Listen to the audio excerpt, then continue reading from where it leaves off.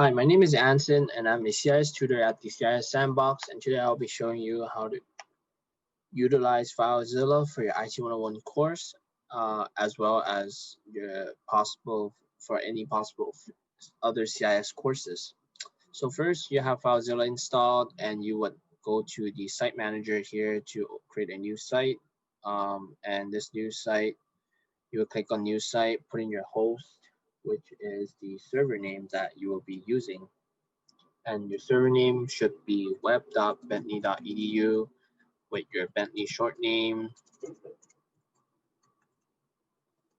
And for the logon type, you would click on normal. User should be your Bentley short name, and you should already have received an email from your IT101 professor or the help desk with what your FileZilla login credentials would be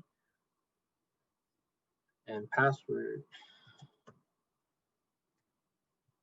After you finish clicking on password, you can click on connect, and it would lead to a certificate, and you would click on yes, okay, trust what you're connecting to, and it would connect you to the Bentley server. And here you can see that I've already have files that I've used for my Bentley web.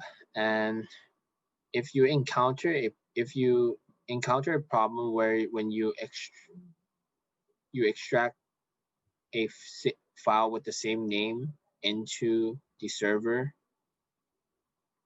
it would trigger this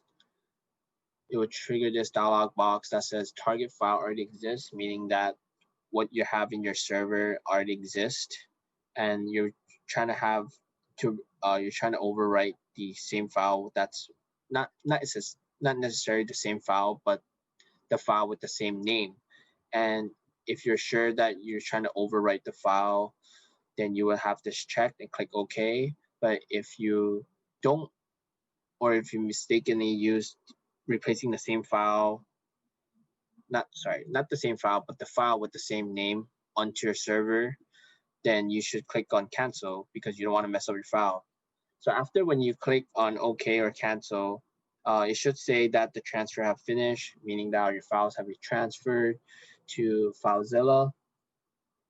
And when you use FileZilla, you would always use files that from your desktop directory, anywhere from your desktop directory, and move it to and drag it to FileZilla, to your Bentley web server to upload the files that you need to upload.